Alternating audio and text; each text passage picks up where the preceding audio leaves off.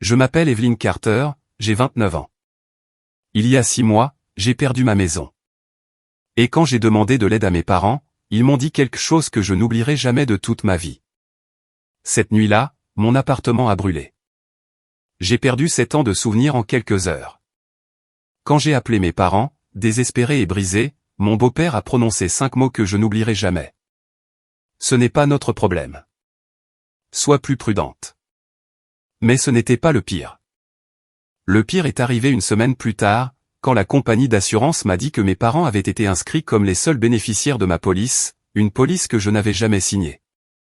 3 jours après ça, un enquêteur incendie m'a posé une simple question qui a tout changé.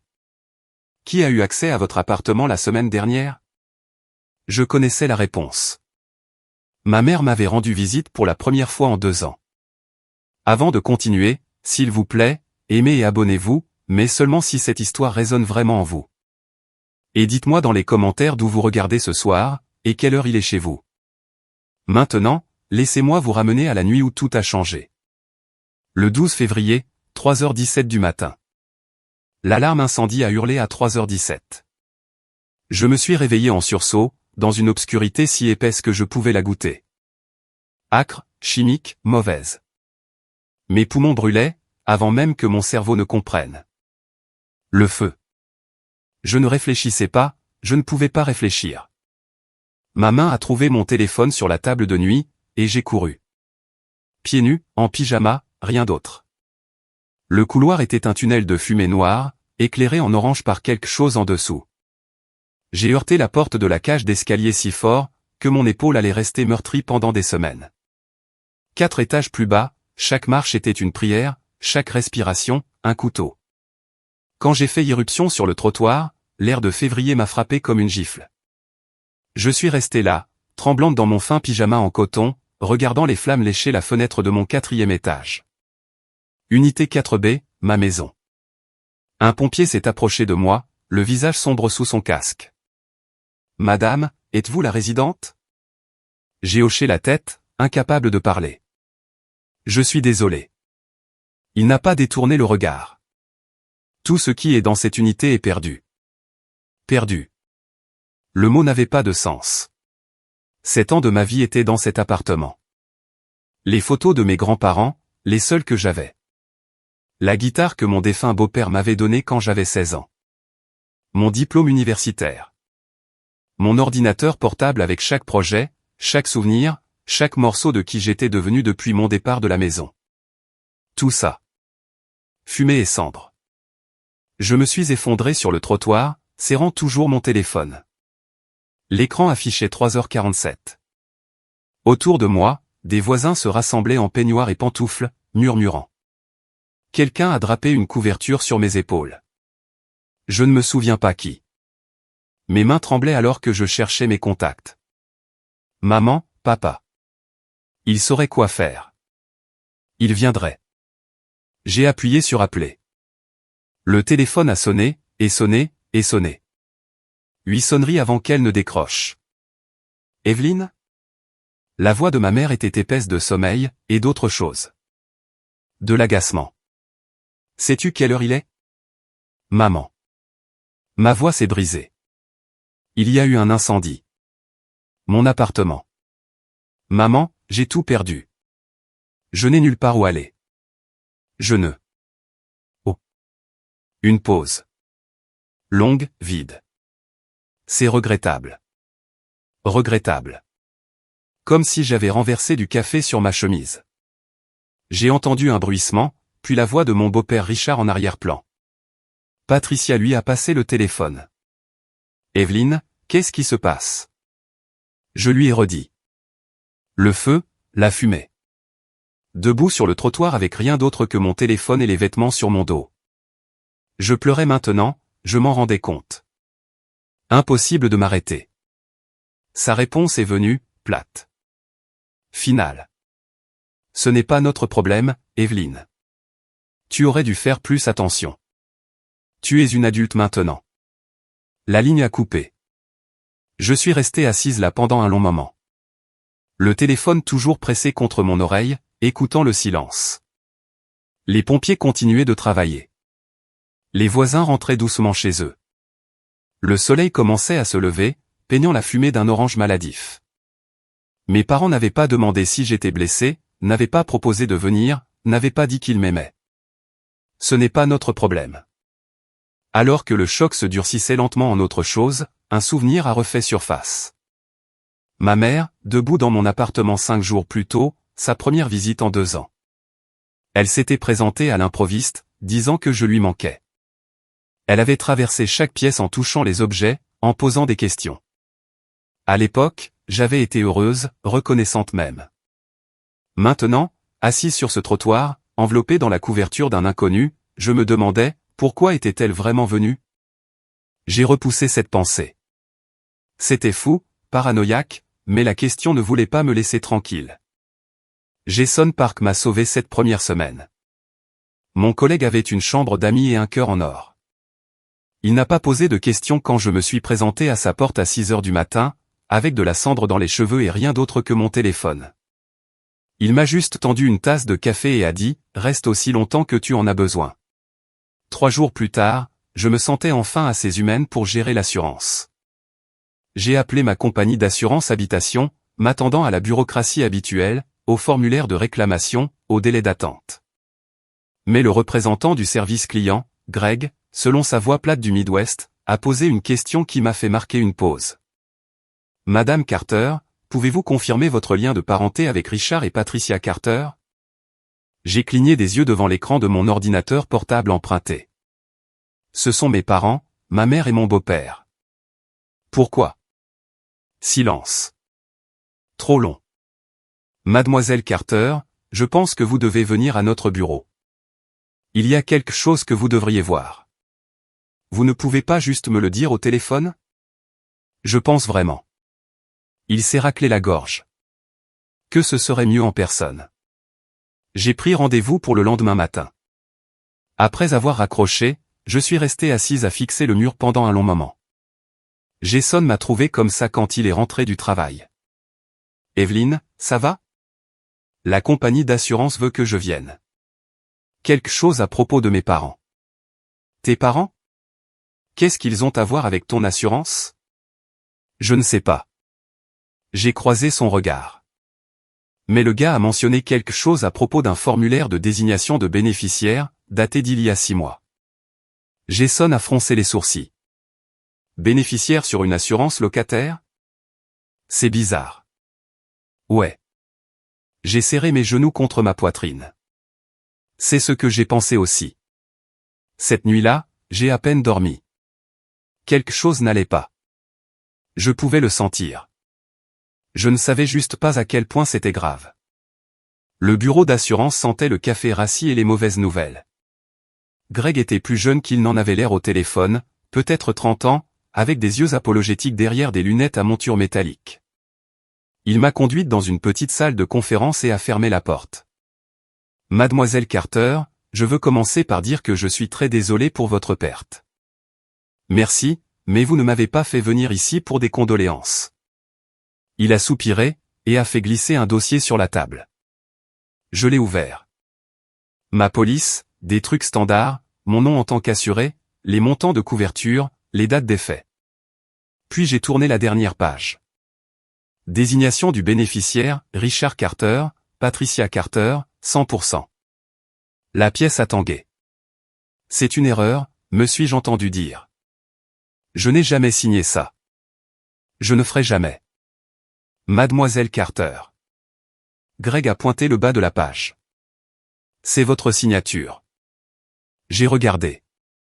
Cela ressemblait à ma signature. Les mêmes boucles, la même inclinaison. Mais je savais. Je n'avais jamais tenu ce stylo. Jamais vu ce document. Ce formulaire a été soumis il y a 6 mois, a continué Greg doucement.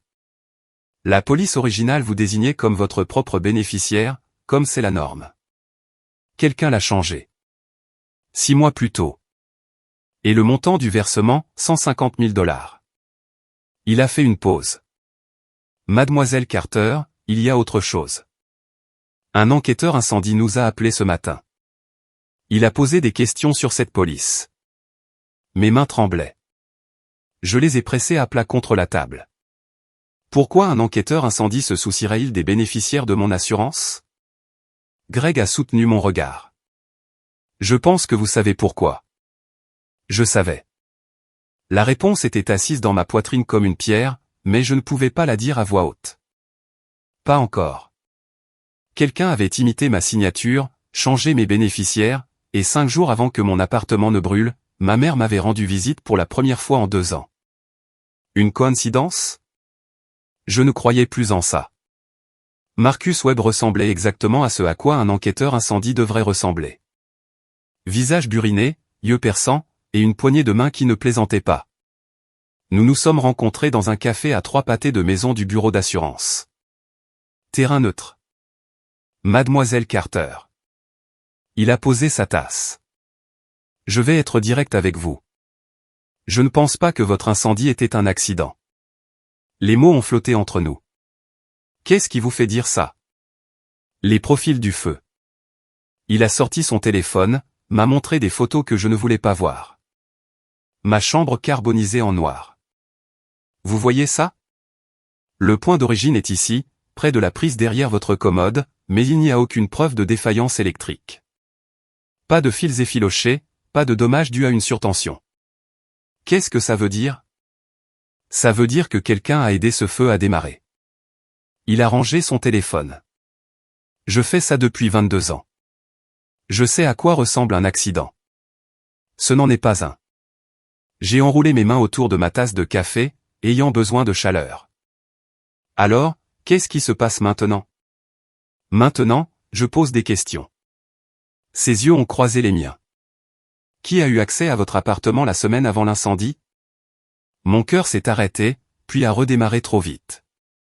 J'ai eu une visiteuse, 5 jours avant. Qui? Je me suis forcé à le dire. Ma mère. Marcus n'a pas réagi, il a juste hoché la tête lentement, comme une pièce de puzzle se mettant en place. J'ai vérifié les registres d'entrée de l'immeuble. Serrures électroniques. Il garde des traces. Seules 2 personnes ont accédé à votre unité cette semaine-là, vous, et une femme correspondant à la description de votre mère. Je ne pouvais pas parler.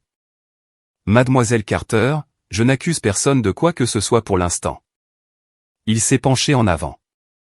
Mais j'ai besoin que vous compreniez que cette enquête est active. S'il y a autre chose, vous savez, quoi que ce soit d'autre, c'est le moment. J'ai pensé au formulaire d'assurance, à la fausse signature, aux 150 000 $. Il pourrait y avoir, ai-je dit, autre chose. Ce soir-là, j'ai appelé ma mère.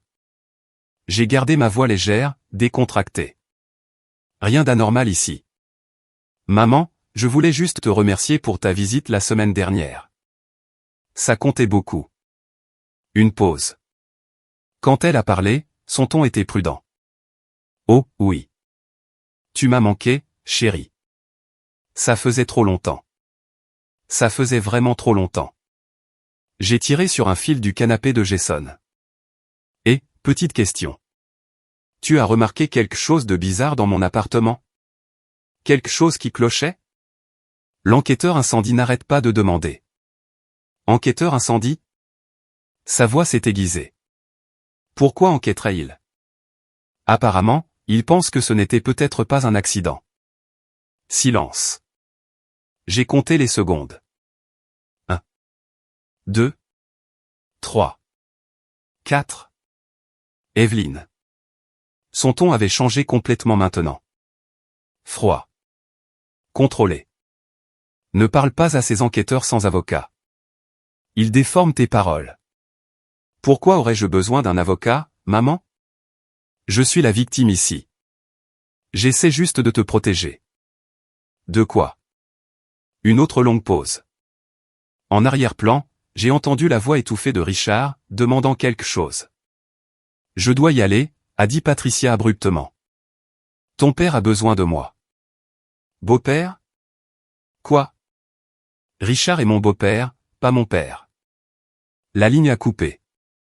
J'ai fixé mon téléphone. Mes mains ne tremblaient plus. Cela m'a surprise.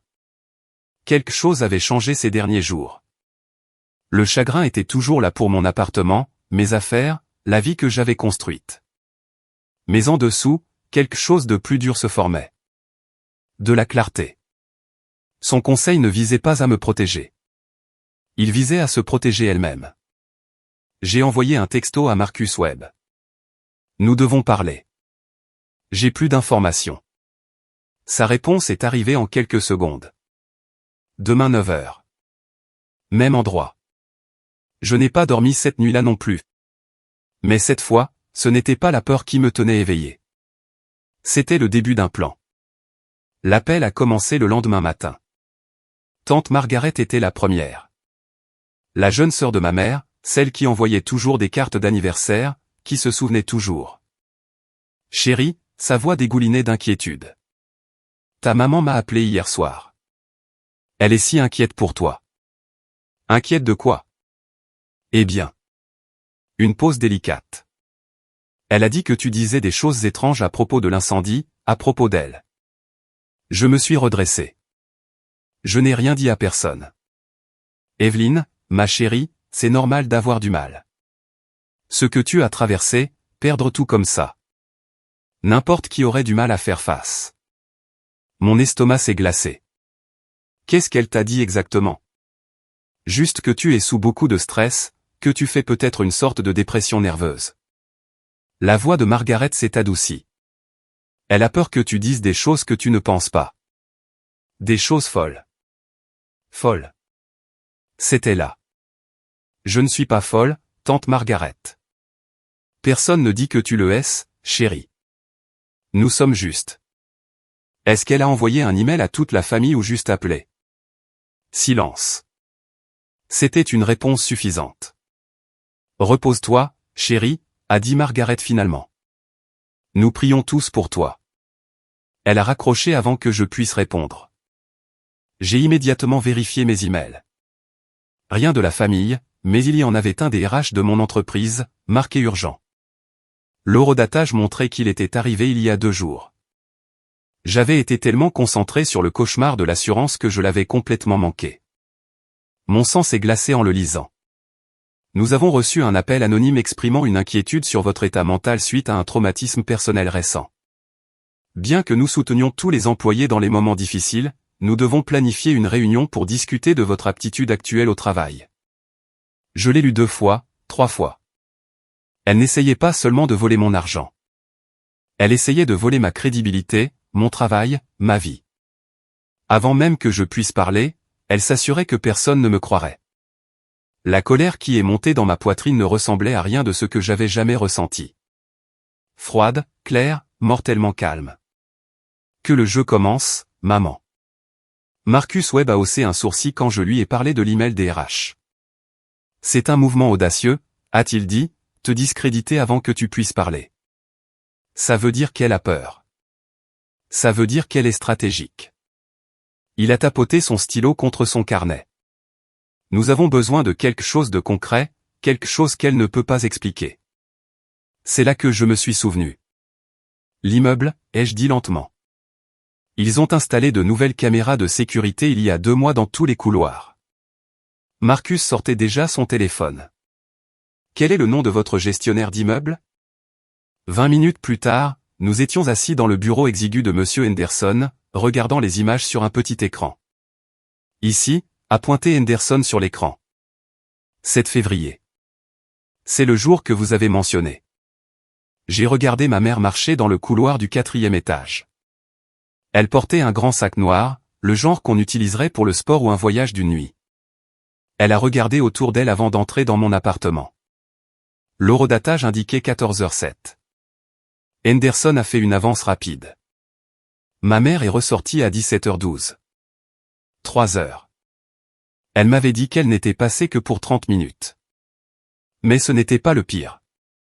Attendez, je me suis penché en avant. Où est le sac?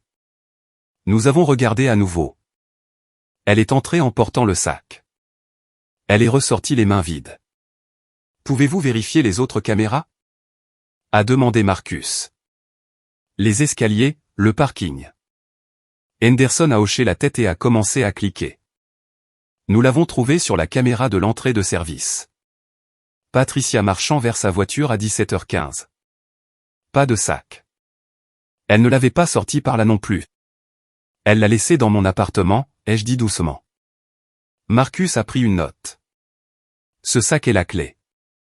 Les enquêteurs incendies ont trouvé quelque chose de suspect près de la prise, c'est encore en analyse au labo. Mais si on peut prouver ce qu'elle a apporté. La visite de 3 heures, le sac manquant, l'origine suspecte du feu. Enfin, nous avions une direction. Diana Reeves était exactement ce dont j'avais besoin. Une avocate spécialisée dans la fraude à l'assurance, qui ne croyait pas qu'il fallait enrober la vérité. Cette signature est bonne. Elle a tenu le formulaire de bénéficiaire à la lumière dans son bureau du centre-ville. Professionnelle même, mais pas parfaite. Qu'est-ce que vous voulez dire? Elle a sorti une loupe. Vieille école, mais efficace. Vous voyez ces points ici et ici? Elle a tracé des lignes invisibles sur le papier. Des marques d'hésitation. Quand quelqu'un imite une signature, il ralentit naturellement à certains endroits, essayant de bien faire. Votre vraie signature est fluide. Vous signez votre nom depuis des années. Celle-ci a au moins 3 endroits où le stylo s'est arrêté. L'espoir a vacillé dans ma poitrine. Donc, vous pouvez prouver que c'est faux. Je peux engager un expert en écriture qui pourra prouver que c'est faux. Diana a posé le papier. Ce qui est plus intéressant, c'est la méthode de soumission. Ce formulaire n'a pas été envoyé par la poste. Il a été soumis directement au bureau d'assurance. Ce qui signifie que quelqu'un est entré en prétendant être moi, ou en prétendant vous représenter. Diana a sorti un autre document. J'ai déjà demandé les registres des visiteurs pour cette date, et j'ai parlé à l'employé qui a traité ce formulaire. Mon rythme cardiaque a grimpé. Qu'est-ce qu'ils ont dit? Il se souvient d'une femme, d'âge moyen, cheveux bruns, qui a dit qu'elle gérait la paperasse pour sa fille qui était trop occupée par le travail. Le sourire de Diana était tranchant. Est-ce que cette description vous rappelle quelqu'un? Cheveux bruns. Ma mère teignait ses cheveux gris depuis des années. Peut-il l'identifier lors d'une séance d'identification? Il est prêt à essayer. Diana a rassemblé les papiers. Entre les images de sécurité, l'analyse de la signature, et un témoin oculaire potentiel, votre mère s'est peut-être piégée elle-même. J'ai laissé échapper un souffle que je ne savais pas que je retenais. Qu'est-ce qu'on fait maintenant? Maintenant?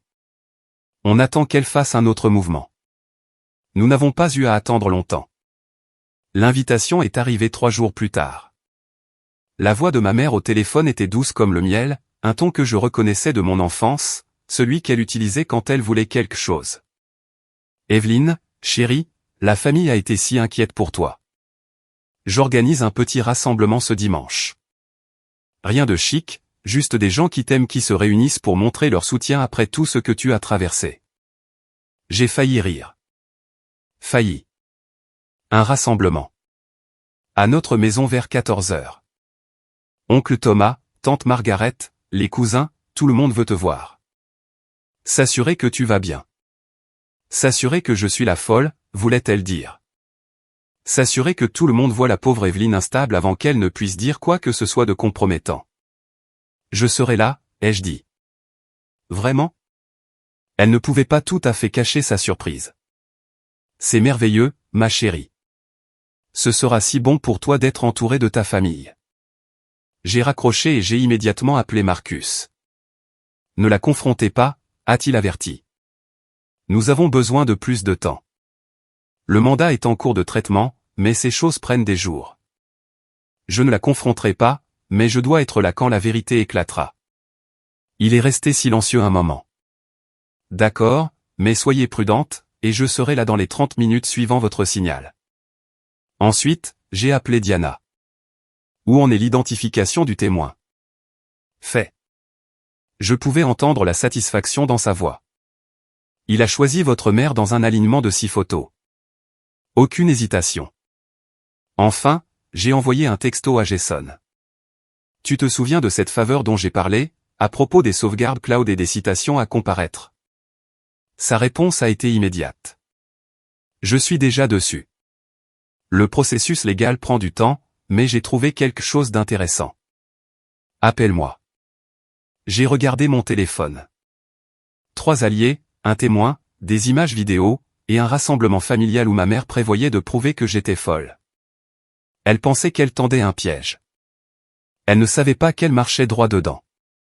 La maison de mes parents ressemblait exactement à mes souvenirs, bardage blanc, pelouse manucurée, drapeau américain près de la porte, l'image même de la respectabilité de banlieue. Je me suis garé dans la rue et je suis resté assise dans ma voiture empruntée pendant un long moment, calmant ma respiration. 15 personnes. C'est le nombre de voitures qui s'alignaient dans l'allée. 15 témoins de ce que ma mère avait prévu. La porte s'est ouverte avant que je puisse frapper. Patricia se tenait là dans sa tenue du dimanche. Chemisier crème, boucle d'oreilles en perles, expression maternelle inquiète parfaitement en place. Evelyne. Elle m'a attiré dans une étreinte, s'accrochant trop longtemps, trop fort. Sa voix portait pour le public derrière elle. Mon pauvre bébé. J'ai été si inquiète pour toi. Par-dessus son épaule, je les ai vus. Tante Margaret, oncle Thomas, les cousins Brian et Michel, des visages que je connaissais depuis toujours, tous me regardant avec la même expression. De la pitié. Une pitié prudente, calibrée. Elle avait bien fait son travail. Entre. Patricia a gardé un bras autour de moi, me guidant dans le salon comme si je risquais de me briser. Tout le monde est là pour toi. La pièce est devenue silencieuse à notre entrée. J'ai scanné les visages. Richard se tenait dans le coin près de la cheminée, évitant mon regard, le téléphone serré dans sa main. Tante Margaret s'est approchée en premier. Chérie, elle a pris mes mains dans les siennes. Ta maman nous a dit ce que tu traverses. C'est normal de ne pas aller bien. Le stress de tout perdre comme ça, a ajouté le cousin Brian depuis le canapé, n'importe qui aurait du mal. Peut-être que parler à quelqu'un aiderait, a suggéré Michel doucement. Un professionnel. J'ai regardé autour de la pièce ma famille, des gens qui me connaissaient depuis ma naissance, et je n'ai vu personne qui croyait que je pouvais dire la vérité. Pas encore, mais cela allait changer. Patricia a attendu que tout le monde ait un verre à la main. Puis elle s'est raclé la gorge. Je veux tous vous remercier d'être venus. Sa voix tremblait, parfaitement répétée. Comme vous le savez, Evelyne a traversé quelque chose de terrible, et dans des moments comme ceux-ci, la famille doit se rassembler. Des murmures d'accord ont parcouru la pièce. Mais je dois aussi aborder. Elle a fait une pause, a tamponné ses yeux avec un mouchoir. L'éléphant dans la pièce. Je suis resté parfaitement immobile. Ma fille a dit des choses très troublantes ces derniers temps. Le regard de Patricia a balayé la pièce, se posant brièvement sur chaque visage sympathique. À propos de moi, à propos de son père, à propos de l'incendie. Richard a tressailli au mot au père. Il ne me regardait toujours pas. Elle pense que nous. La voix de Patricia s'est brisée. Digne d'un Oscar. Elle pense que nous avons quelque chose à voir avec ce qui est arrivé à son appartement, ses propres parents. Des hoquets de surprise, des chuchotements choqués. Patricia, non, a soufflé tante Margaret. Je sais qu'elle souffre. Des larmes roulaient maintenant sur ses joues. Je sais qu'elle a tout perdu, mais nous accusait de quelque chose d'aussi horrible. Richard s'est avancé, a placé une main sur son épaule. Sa voix était plate. Notre fille ne va clairement pas bien. Nous l'aimons, mais nous ne pouvons pas encourager ses délires. L'attention de la pièce s'est déplacée vers moi, attendant le déni, la crise de nerfs, la preuve que la pauvre Evelyne avait finalement craqué. Je n'ai rien dit. Mes mains sont restées détendues le long de mon corps, mon expression neutre. Laissez-les regarder. Laissez-les se souvenir de ce moment. Mon silence. Sa performance. Mon téléphone a vibré dans ma poche. Un texto de Marcus. J'ai les images complètes. Vous devez voir ça maintenant. Je me suis levé. Excusez-moi, ai-je dit calmement. J'ai besoin d'un peu d'air. Et je suis sorti par la porte d'entrée, laissant ma mère au milieu de sa performance, son public attendant un acte qui ne venait pas. Pas encore.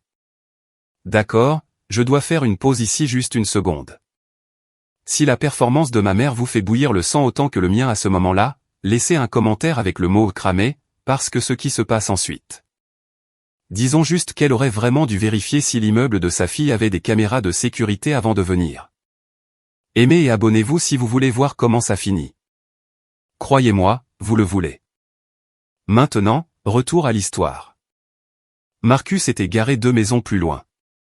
Je me suis glissé sur le siège passager, le cœur battant. Qu'est-ce que vous avez trouvé? Il m'a tendu son téléphone. Image complète sous tous les angles. Regardez. J'ai regardé ma mère sur le petit écran. La caméra du couloir l'avait capturé entrant avec le grand sac noir à 14h07. Ressortant à 17h12 avec rien. 3 heures, a dit Marcus. Elle vous a dit 30 minutes. Le sac. C'est là que ça devient intéressant. Il a sorti une photo. Plastique carbonisé et fragments de fil. Les enquêteurs incendies ont trouvé ça près de la prise. Minuteur numérique, le genre sur lequel on branche des appareils. Mon estomac a chuté. Nous avons tracé le numéro de série jusqu'à un lot vendu à la quincaillerie Henderson, à 5 km de la maison de vos parents. Une autre photo est apparue sur son écran. Image de sécurité granuleuse d'une caisse de magasin. 8 jours avant votre incendie, achat en espèces. La femme dans la vidéo avait des cheveux bruns, une posture familière, un sac à main que je reconnaissais. Est-ce que c'est? Nous aurons besoin d'une identification officielle. Mais ouais, Marcus a croisé mon regard. C'est elle. J'ai regardé vers la maison de mes parents. À travers la fenêtre du salon, je pouvais voir des formes bouger. Ma famille discutait probablement encore de combien c'était triste qu'Evelyne ait perdu la tête. Mon téléphone a vibré. Diana. L'identification du témoin est arrivée, a-t-elle dit sans préambule. Alignement photo. Il a choisi Patricia. Aucune hésitation. A dit qu'il se souvenait de son parfum. Chanel numéro 5, a dit que sa mère en portait. J'ai presque souri. La seule vanité constante de ma mère. Marcus. Je me suis tourné vers lui. Combien de temps jusqu'à ce que vous puissiez faire une arrestation? J'ai soumis la demande de mandat il y a 2 jours, juste après l'identification du témoin. Le juge Morrison l'a signé ce matin. Il a vérifié sa montre. J'ai 2 officiers qui me rejoignent ici dans 30 minutes. Il a étudié mon visage. Qu'est-ce que vous prévoyez? Je retourne à l'intérieur. Evelyne. Je ne la confronterai pas, mais quand vous franchirez cette porte, je veux que ma famille voie la vérité. Tout d'un coup. Il a hésité, puis a hoché la tête. 30 minutes, ensuite on finit ça. Je suis resté assise dans la voiture de Marcus un autre moment, me rassemblant. Les preuves étaient solides maintenant, images vidéo, identification du témoin, reste du dispositif de minuterie, une signature falsifiée. Ma mère avait été prudente, mais pas assez. Encore une chose, j'ai regardé Marcus. Les messages de son téléphone. Jason m'avait expliqué ça la veille. Sauvegarde cloud, texto que les utilisateurs pensaient avoir supprimé, toujours assis sur des serveurs accessibles avec une citation à comparaître appropriée. La demande légale est passée ce matin, a confirmé Marcus. L'opérateur de Patricia coopère. Nous devrions avoir son historique de messages d'ici 48 heures. Mais je savais déjà ce que nous trouverions. Elle n'avait pas fait ça seule. Richard savait. Peut-être aider. Et quelque part dans ces textos supprimés se trouvait la preuve. Allez-y. Marcus a vérifié sa montre. Je serai là à 14h45. Restez calme. Laissez parler les preuves. J'ai hoché la tête et ouvert la porte de la voiture, puis j'ai marqué une pause. Marcus, pourquoi m'aidez-vous autant? C'est plus qu'une enquête standard. Il est resté silencieux un moment. Ma sœur, il y a 15 ans. Un ex-mari violent a brûlé sa maison pendant qu'elle était au travail. La compagnie d'assurance a essayé de refuser sa réclamation. A dit que c'était suspect. Sa mâchoire s'est serrée. Elle a passé 3 ans à se battre pour prouver qu'elle ne l'avait pas fait elle-même. Ça l'a presque détruite. A-t-elle gagné? Finalement, mais ça lui a tout coûté. Il a croisé mon regard. Quand j'ai vu votre cas. Mère listée comme bénéficiaire sans consentement, incendie sans cause accidentelle. Je savais que quelqu'un essayait de vous faire ce qu'ils ont essayé de lui faire. J'ai compris alors que ce n'était pas juste un travail pour lui. Merci, ai-je dit. Ne me remerciez pas encore. Remerciez-moi quand elle sera menottée. Je suis retourné vers la maison de mes parents. 25 minutes, et tout changerait. Le salon est devenu silencieux quand je suis rentré. Patricia était toujours au centre de la pièce, mouchoir à la main, jouant la mère blessée, mais quelque chose a vacillé dans ses yeux quand elle a vu mon visage. Je ne pleurais pas, ne tremblais pas, ne me comportais pas comme quelqu'un au bord de la dépression nerveuse. Evelyne, chérie, elle a récupéré rapidement. Tu te sens mieux? Tu as besoin d'eau? En fait, maman, j'ai une question. La pièce s'est tendue.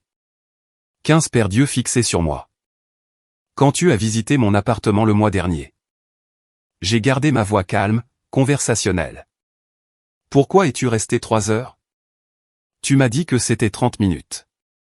Patricia a cligné des yeux. Quoi? Je ne me souviens pas exactement combien de temps. L'immeuble a des caméras, maman.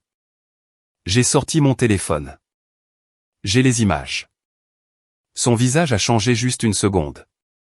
Une lueur de quelque chose de froid sous le masque maternel. Richard s'est redressé. Evelyne, ça suffit. Tu te ridiculises. Et le sac que tu as apporté? Ai-je continué en l'ignorant? Le grand sac noir. Où est-il passé? Parce que tu es entré avec. Mais tu es ressorti les mains vides. Je ne sais pas de quoi tu parles. Les enquêteurs incendies le savent. La pièce était totalement immobile maintenant. La bouche de tante Margaret était ouverte. Le cousin Brian avait posé son verre. Même Richard avait arrêté de faire semblant de vérifier son téléphone. Evelyne. La voix de Patricia avait perdu son miel. De l'acier pur. Maintenant, je ne sais pas quel mensonge ces enquêteurs t'ont raconté, mais... Son téléphone a sonné. Le téléphone de Richard a sonné au même moment. Ils se sont regardés. Quelque chose est passé entre eux. De la peur, ai-je réalisé. De la vraie peur. Richard a jeté un coup d'œil à son écran. Son visage est devenu blanc. Patricia. Sa voix s'est brisée. C'est la police. La sonnette a retenti. Oncle Thomas était le plus proche de la porte. Il l'a ouverte sans réfléchir, traitant encore ce qui se passait. Marcus Webb est entré, un signe visible à sa ceinture. 2 officiers en uniforme le flanquaient. Patricia Carter. Ma mère n'a pas bougé. Pour la première fois de ma vie, je l'ai vue complètement immobile, figée, comme un animal pris dans les phares. Je suis l'enquêteur incendie Marcus Webb. Il a traversé la pièce en 4 pas. Vous êtes en état d'arrestation pour incendie criminel au second degré et fraude à l'assurance. C'est ridicule. Patricia a finalement trouvé sa voix. Elle est sortie perçante, rien à voir avec son calme habituel. Evelyne m'a piégé. Elle a planifié ça. Elle est malade. Madame, vous avez le droit de garder le silence. Marcus a pris son bras, pas brutalement, mais fermement. Tout ce que vous direz pourra et sera utilisé contre vous devant un tribunal. Ne la croyez pas. Patricia s'est tordue vers la famille, le mascara commençant à couler. Elle est instable. Elle invente des choses depuis l'incendie. Vous avez droit à un avocat. Si vous n'avez pas les moyens d'en payer un avocat vous sera commis d'office. Les menottes ont cliqué. Le son a résonné dans la pièce silencieuse. Richard a essayé de faire un pas vers sa femme, mais le 2e officier l'a bloqué. Monsieur Carter, nous avons des questions pour vous aussi. Veuillez nous suivre. Je n'étais pas. Le visage de Richard s'est effondré. C'était son idée. Tout ça. J'ai juste. Richard. Le cri de Patricia était brut. Ferme-la. Mais c'était trop tard. La famille avait entendu. Tante Margaret s'est effondrée sur une chaise, la main sur la bouche. Le cousin Brian avait l'air d'être sur le point de vomir. Oncle Thomas restait juste là, secouant la tête lentement. Je les ai regardés emmener ma mère par la porte. Elle ne s'est pas retournée vers moi. Elle n'avait pas à le faire. Nous savions toutes les deux comment cela finissait. Pendant un long moment après le départ des voitures de police, personne n'a parlé. Le salon semblait différent maintenant, plus petit. Les meubles soigneusement arrangés, les photos de famille sur la cheminée, les fleurs fraîches que Patricia avait disposées. Tout cela ressemblait à un décor de théâtre après la fin de la pièce. Tante Margaret a été la première à bouger. Elle s'est levée de sa chaise et a marché vers moi, les larmes coulant sur son visage. « Evelyne. » Sa voix s'est brisée. « Je suis tellement désolé. J'aurais dû t'écouter. J'aurais dû. Tu ne savais pas. J'aurais dû demander. » Elle a pris mes mains dans les siennes. « Tu es ma nièce et j'ai juste. » Je l'ai cru. Je l'ai toujours cru. Le cousin Brian s'est approché ensuite. Je n'arrive pas à croire qu'elle est vraiment. Qu'elle ferait. Il ne pouvait pas finir la phrase. Elle l'a fait. Je l'ai dit simplement. Pas de colère, juste un fait. Un par un, ils sont venus à moi. Oncle Thomas, Michel, les autres. Excuses, choc, incrédulité. Certains ne pouvaient pas me regarder dans les yeux. Certains ne pouvaient pas arrêter de regarder, comme s'ils me voyaient pour la première fois. Tout ce dont tu as besoin, a dit oncle Thomas. Sa voix était bourrue, mais ses yeux étaient humides. Frais juridiques, un endroit où rester. La famille aidera. La vraie famille. J'ai pensé à ce mot, famille. Ce qu'il signifiait, ce qu'il devrait signifier. Merci, ai-je dit. Mais j'ai besoin d'un peu de temps pour comprendre qui est ma vraie famille. Personne n'a discuté. Je suis sorti par la porte d'entrée dans la lumière du soleil de février. L'air froid semblait propre après la chaleur suffocante à l'intérieur. Mon téléphone a vibré. Diana, elle est en cours de traitement maintenant. Audience pour la caution demain. Richard parle. Il essaie de passer un accord. J'ai levé les yeux vers le ciel. Bleu clair. Infini. Bien, ai-je dit. Laissez-le parler. 2 jours plus tard, j'étais assise en face de Diana dans son bureau, une pile de documents entre nous. Le dossier est solide, a-t-elle dit. Preuve vidéo plaçant Patricia sur les lieux. Identification du témoin sur la signature falsifiée. Reste du dispositif de minuterie correspondant à un achat près de chez eux. Et maintenant. Elle a fait glisser un papier sur le bureau. La déposition de Richard. Je l'ai lu. Les mots se brouillaient au début, puis devenaient nets. Patricia a eu l'idée après que nous ayons pris du retard sur les paiements, les dettes de jeu. C'était ma faute. Mais elle a dit que ça arrangerait tout. A dit qu'Evelyne avait une bonne assurance. A dit que personne ne serait blessé. Personne ne serait blessé. J'ai posé le papier. Quels sont les dégâts pour Patricia? Incendie criminel au second degré. C'est un crime de classe B. Plus fraude à l'assurance, faux et usage de faux, complot. Elle risque 8 à 12 ans, avec un accord de plaidoyer, probablement 6. Et Richard? Charge de complot. Il était au courant du plan, a aidé à le dissimuler. 2 ans de probation, traitement obligatoire pour l'addiction au jeu. Diana a fait une pause. Il a accepté de témoigner contre elle. J'ai hoché la tête lentement. Le paiement de l'assurance est déjà en cours de redirection. Vous êtes la bénéficiaire légitime. Vous l'avez toujours été. La compagnie coopère pleinement. 150 000 $, moins les frais juridiques, devraient être sur votre compte d'ici 60 jours. J'ai pensé à cet argent, ce qu'il représentait. Tout ce que j'avais perdu converti en un nombre. Je veux une ordonnance de restriction, ai-je dit. Contre les deux. Ça peut s'arranger. Et je veux que ça reste discret, pas de cirque médiatique. Diana a hoché la tête. Le tribunal scelle certains dossiers, surtout étant donné la nature familiale de l'affaire. Je me suis levé et j'ai regardé par sa fenêtre la ville en contrebas. Les gens marchaient, vivant leur vie, inconscients. Merci, Diana.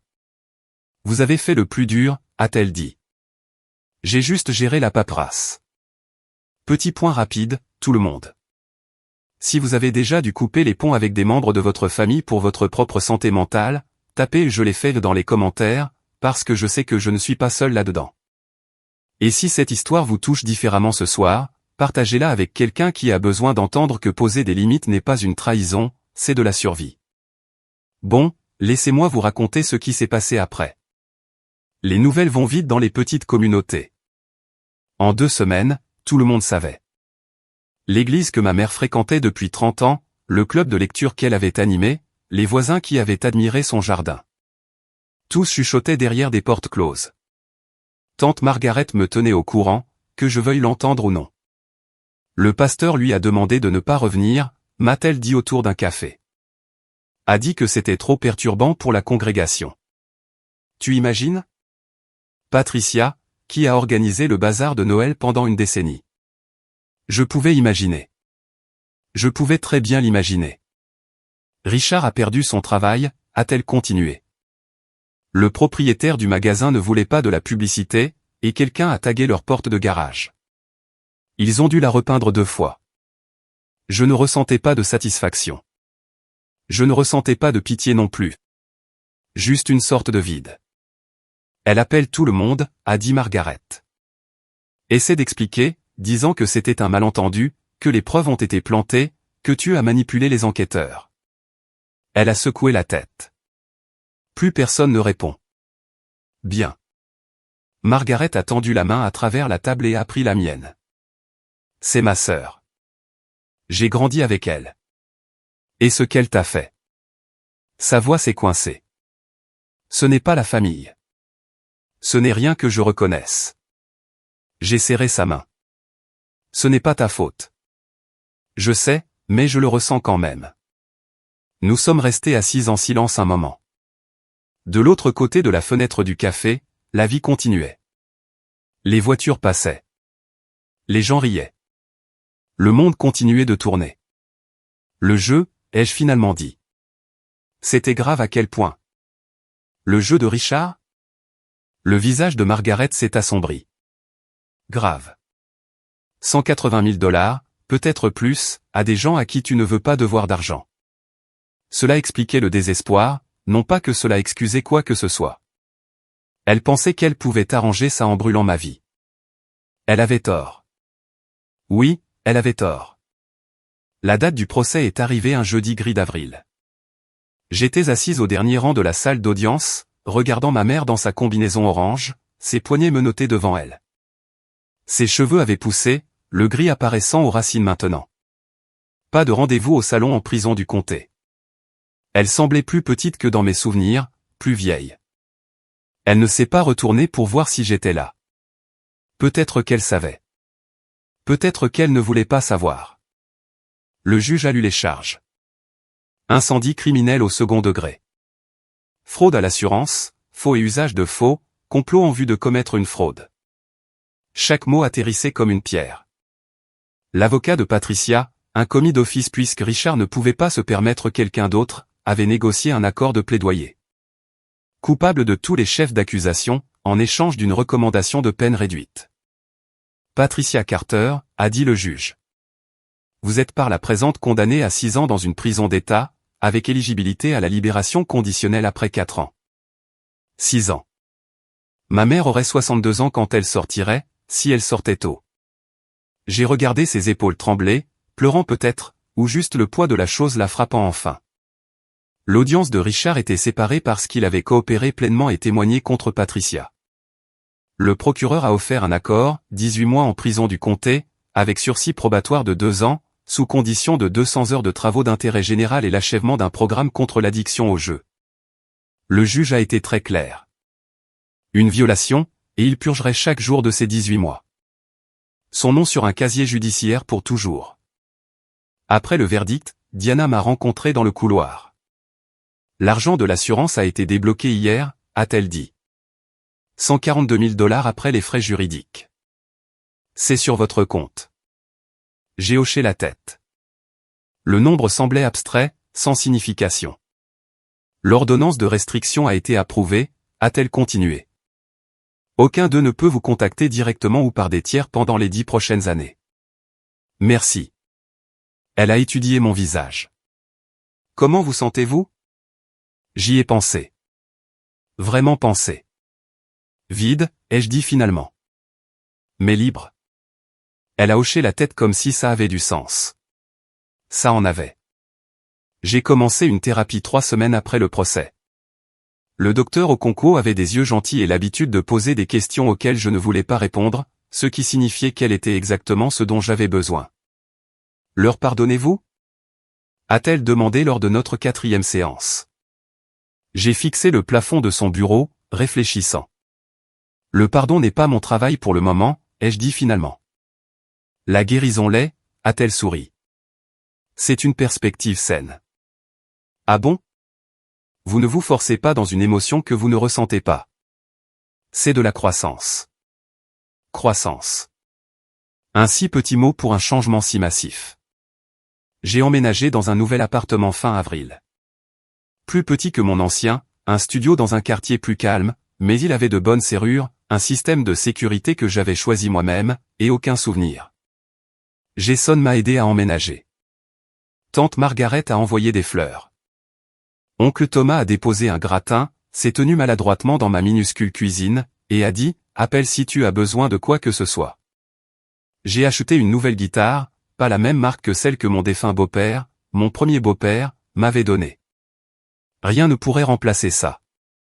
Mais quand j'en jouais, je pouvais presque l'entendre à nouveau.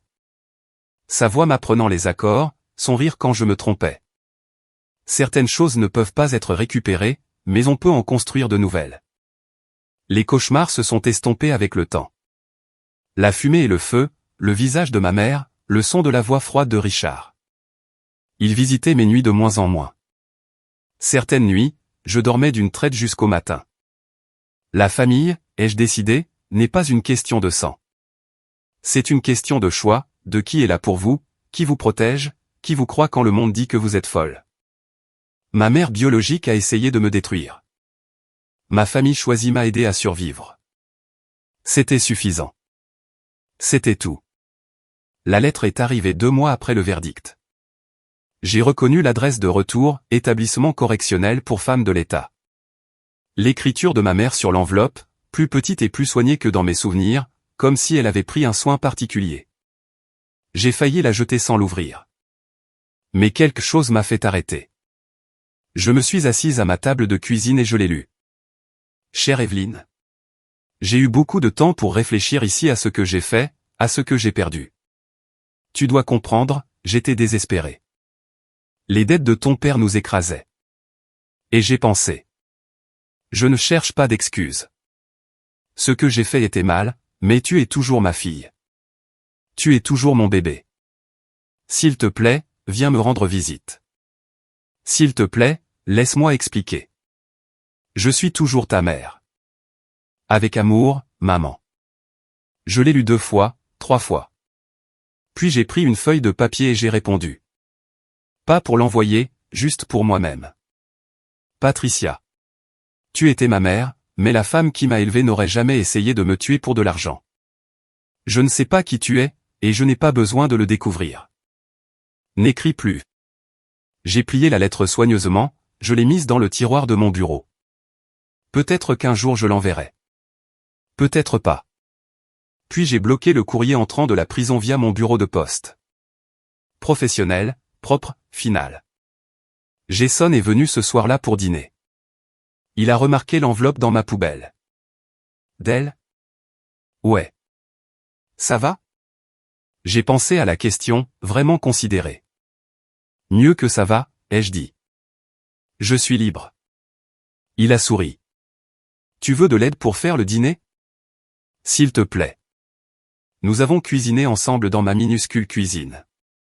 Des pâtes aux légumes. Rien de chic. De la musique jouant doucement depuis ma nouvelle enceinte. Ma nouvelle guitare appuyée contre le mur. Ce n'était pas la vie que j'avais prévue. C'était mieux. Je suis assise dans mon appartement maintenant, regardant par la fenêtre les lumières de la ville. 6 mois depuis l'incendie. 4 mois depuis le procès. Une vie entière depuis que j'ai arrêté de croire que famille signifiait sécurité. Parfois, je pense à ce que j'ai perdu. Les photos qui ne peuvent pas être réimprimées. La guitare qui chantait avec la voix de mon beau-père. La croyance naïve que ma mère m'aimait plus que l'argent. Ces choses sont parties. Mais voici ce que j'ai trouvé, une force que je ne savais pas avoir, des amis qui sont devenus une famille, la capacité de faire confiance à mon propre instinct, même quand tout le monde autour de moi disait que j'avais tort. Le feu détruit. Tout le monde le sait. Mais ce qu'on ne vous dit pas, c'est que le feu révèle aussi. Il brûle la surface, les faux-semblants, les mensonges, les images soigneusement construites, et vous montre ce qu'il y a en dessous. L'amour de ma mère était conditionnel. Il l'avait toujours été. Le feu m'a juste finalement montré l'étiquette de prix. Si vous regardez ceci, si vous êtes dans une famille qui vous fait sentir fou pour dire la vérité. Vous n'êtes pas fou. Vous êtes éveillé. Et être éveillé est terrifiant au début. Mais c'est aussi le début de la liberté. Je suis Evelyn Carter. J'ai 29 ans. Et ma mère a essayé de brûler mon appartement pour l'argent de l'assurance. Elle a échoué. Pas parce que j'étais plus intelligente, pas parce que j'étais chanceuse, mais parce que j'ai finalement arrêté de protéger des gens qui ne me protégeraient jamais. C'est la leçon la plus dure, et la plus importante. Vous avez le droit de vous sauver vous-même, même de votre famille. Surtout de votre famille. Le feu a pris tout ce que je possédais. Mais il ne pouvait pas prendre qui je suis.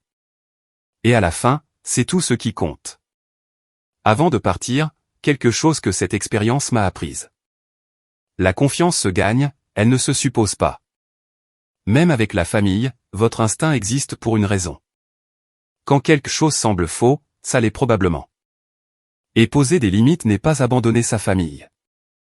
C'est se protéger des gens qui vous ont déjà abandonné en premier. Merci d'être resté jusqu'à la fin. Si cette histoire vous a aidé à vous sentir moins seul ce soir, laissez un cœur dans les commentaires. Si vous connaissez quelqu'un qui a besoin d'entendre ça, s'il vous plaît, partagez-la avec lui. Il y a plus d'histoires comme celle-ci en lien dans la description. Allez voir si vous voulez. Je suis Evelyn, et je suis toujours debout. Et si vous traversez quelque chose de similaire, vous le serez aussi. Aimez et abonnez-vous.